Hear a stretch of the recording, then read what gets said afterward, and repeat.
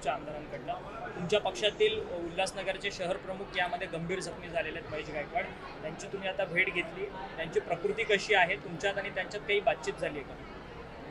महेश शिंदे यांची प्रकृती, महेश गायकवाड यांची प्रकृती अजूनही स्थिर व्हावी तेवढी झाली नाही, अजूनही गंभीर अवस्थेत ते आहेत.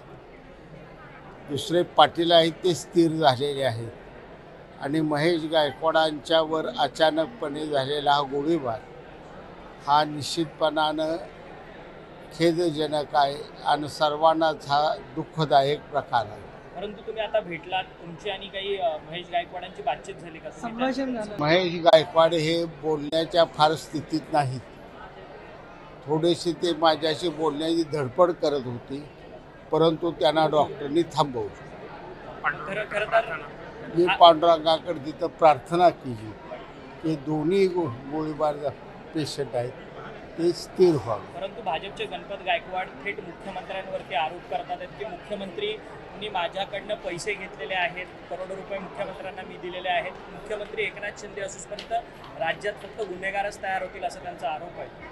ही व्यक्तिगत इस्टेटवरून झालेली भांडणं आहेत आणि अशा भांडणात जिथं जिथं डेव्हलपिंग सिटी आहे त्या ठिकाणी असे प्रश्न निर्माण झालेले आहेत आणि अशा व्यक्तिगत स्वतःच्या जायदादीसाठी केलेल्या भांडणात मुख्यमंत्री साहेब असो किंवा फडणवीस साहेब असो कुणावरही आरोप ठेवणं हे गैर आहे.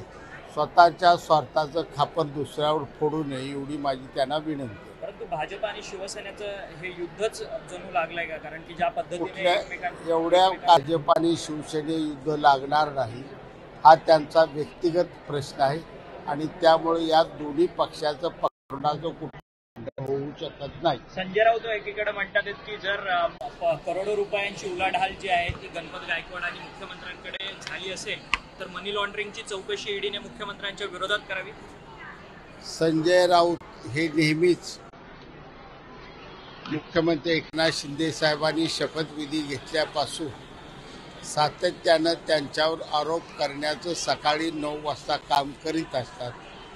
हा आरोप धादान खोटा आहे आणि शिंदे साहेबांचं मुख्यमंत्री पद हे संजय राऊतांना रुचलेलं नाही हे त्यांचं दुर्दैव आहे. परंतु संजय राऊत एकीकडे दुसरीकडे हेही म्हणतात की अनेक राज्यातील गुन्हेगारांना खतपाणी घालण्याचं काम मुख्यमंत्री सातत्याने करतात आणि हा आरोप निश्चितपणे खोटा आहे आणि हा राजकीय सुडापोटी जळक्यापणाने केलेला आरोप आहे. हा व्यक्तिगत भांडणाचा प्रकार असल्यामुळं याला पक्षीय रंग देण्याचा कुणी प्रयत्न केलेला नाही, कुणी करूही नाही. एकीकडे मराठा ओबीसी वाद राज्यात सुरू आहे. काल छगन भुजबळ यांनी भर सभेत सांगितलं की मी राजीनामा दिला. ज्यांनी माझ्या म्हणजे शिवसेनेचे आरोप केलेलं होतं की छगन भुजबळ यांच्या कमरेत लाद घालून त्यांना मंत्रिमंडळातून बाहेर काढावं आणि आता मी राजीनामा दिलाय, मग जाऊन तुमच्या लोकांना विचारा, मी अगोदरच राजीनामा दिला असं भुजबळ थेट आव्हान देतात तुम्हाला. मुख्यमंत्री एकनाथजी शिंदे साहेब आणि उपमुख्यमंत्री देवेंद्र फडणवीस अजितदादा यांनी आश्वासित केलेलं आहे की ओबीसीच्या आरक्षणाला कोणताही धक्का न लावता मराठा समाजाला आरक्षण दिलं जाईल. त्यामुळं हा फडणवीस साहेब आणि या वरिष्ठ नेत्यात चर्चा होऊन हा लवकरच विषय संपुष्टात येईल अशी मला खात्री आहे. दरवर्षी डॉक्टर खासदार श्रीकांत शिंदे साहेब यांच्या वाढदिवसाला लहान मुलांच्या हृदयाला पडलेली भोकं आणि त्यावरच्या शस्त्रक्रिया हा कार्यक्रम आयोजित केला जातो. हा कार्यक्रम एक अतिशय दयावान, वेगळा आणि सर्वांनाच आम्हाला करुणा वाटणारा हा कार्यक्रम आहे आणि या कार्यक्रमातून जी लेकरं सुदृढ होणार, त्यांना एक नवीन जीवन मिळणार आणि ते स्वतःच्या जीवनाच्या धोक्यापासून बाजूला जाऊन संपूर्ण जीवन आनंदात जगणार. खरं तर परवाच्या दिवशी उल्हासनगरच्या हिललाईन पोलीस स्टेशनमध्ये गोळीबार करण्यात आला. गणपतीतील उल्हासनगरचे शहर प्रमुख यामध्ये गंभीर जखमी झालेले आहेत महेश गायकवाड, त्यांची तुम्ही आता भेट घेतली, त्यांची प्रकृती कशी आहे, तुमच्यात आणि त्यांच्यात काही बातचीत झाली आहे का?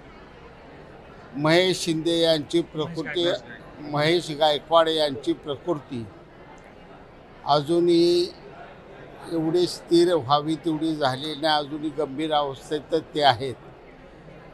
दुसरे पाटील आहेत ते स्थिर झालेले आहेत आणि महेश गायकवाडांच्यावर अचानकपणे झालेला हा गोळीबार हा निश्चितपणानं खेदजनक आहे आणि सर्वांनाच हा दुःखदायक प्रकार आहे.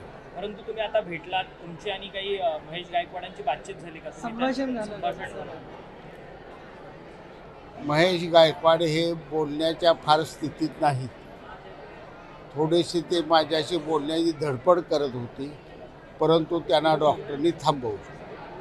खरं तर मी पांडुरंगाकडे तिथं प्रार्थना केली की दोन्ही गोळीबार पेशंट आहेत ते स्थिर व्हावे. परंतु भाजपचे गणपत गायकवाड थेट मुख्यमंत्र्यांवरती आरोप करतात आहेत की मुख्यमंत्रींनी माझ्याकडनं पैसे घेतलेले आहेत, करोडो रुपये मुख्यमंत्र्यांना मी दिलेले आहेत. मुख्यमंत्री एकनाथ शिंदे असूपर्यंत राज्यात फक्त गुन्हेगारच तयार होतील असा त्यांचा आरोप आहे. ही व्यक्तिगत इस्टेटवरून झालेली भांडणं आहेत आणि अशा भांडणात जिथं जिथं डेव्हलपिंग सिटी आहे त्या ठिकाणी असे प्रश्न निर्माण झालेले आहेत आणि अशा व्यक्तिगत स्वतःच्या जायदादीसाठी केलेल्या भांडणात मुख्यमंत्री साहेब असो किंवा फडणवीस साहेब असो कुणावरही आरोप ठेवणं हे गैर आहे. स्वतःच्या स्वार्थाचं खापर दुसऱ्यावर फोडू नये एवढी माझी त्यांना विनंती. परंतु भाजप आणि शिवसेनेचं हे युद्धच जणू लागलंय का? कारण की ज्या पद्धतीने कुठल्या एवढ्या कारणावरून भाजप आणि शिवसेने युद्ध लागणार नाही हा त्यांचा व्यक्तिगत प्रश्न आहे आणि त्यामुळे या दोन्ही पक्षाचं पक्षीय धोरणाचं कुठलंही भांडण होऊ शकत नाही. संजय राऊत एकीकडे म्हणतात की जर करोडो रुपयांची उलाढाल जी आहे ती गणपत गायकवाड आणि मुख्यमंत्र्यांकडे झाली असेल तर मनी लॉन्ड्रिंगची चौकशी ईडीने मुख्यमंत्र्यांच्या विरोधात करावी. संजय राऊत हे नेहमीच मुख्यमंत्री एकनाथ शिंदे साहेबांनी शपथविधी घेतल्यापासून सातत्यानं त्यांच्यावर आरोप करण्याचं सकाळी 9 वाजता काम करीत असतात. हा आरोप दादांत खोटा आहे आणि शिंदे साहेबांचं मुख्यमंत्रीपद हे संजय राऊतांना रुचलेलं नाही हे त्यांचं दुर्दैव आहे. परंतु संजय राऊत एकीकडे दुसरीकडे हेही म्हणतात की अनेक राज्यातील गुन्हेगारांना खतपाणी घालण्याचा आरोप निश्चितपणे खोटा आहे आणि हा राजकीय सुडापोटी जळक्यापणाने केलेला आरोप आहे. त्याला काय अर्थ नाही. पण या प्रकरणामुळे सरकारची प्रतिमा मलिन झाली असं वाटतं की आपल्या विरोधकांना आयतं हातामध्ये पोलीस मिळालं. हा व्यक्तिगत भांडणाचा प्रकार असल्यामुळं याला पक्षीय रंग देण्याचा कुणी प्रयत्न केलेला नाही, कुणी करूही नाही. एकीकडे मराठा ओबीसी वाद राज्यात सुरू आहे. काल छगन भुजबळ यांनी भर सभेत सांगितलं की मी राजीनामा दिला. ज्यांनी माझ्या म्हणजे शिवसेनेचे आमदार संजय गायकवाड यांनी वक्तव्य केलेलं होतं की छगन भुजबळ यांच्या कमरेत लाथ घालून त्यांना मंत्रिमंडळातून बाहेर काढावं आणि आता मी राजीनामा दिलाय, मग जाऊन तुमच्या लोकांना विचारा, मी अगोदरच राजीनामा दिला असं भुजबळ थेट आव्हान देतात तुम्हाला. मुख्यमंत्री एकनाथजी शिंदे साहेब आणि उपमुख्यमंत्री देवेंद्र फडणवीस अजितदादा यांनी आश्वासित केलेलं आहे की ओबीसीच्या आरक्षणाला कोणताही धक्का न लावता मराठा समाजाला आरक्षण दिलं जाईल. त्यामुळं हा फडणवीस साहेब आणि या वरिष्ठ नेत्यात चर्चा होऊन हा लवकरच विषय संपुष्टात येईल अशी मला खात्री आहे. एबीपी माझा, उघडा डोळे बघा नीट.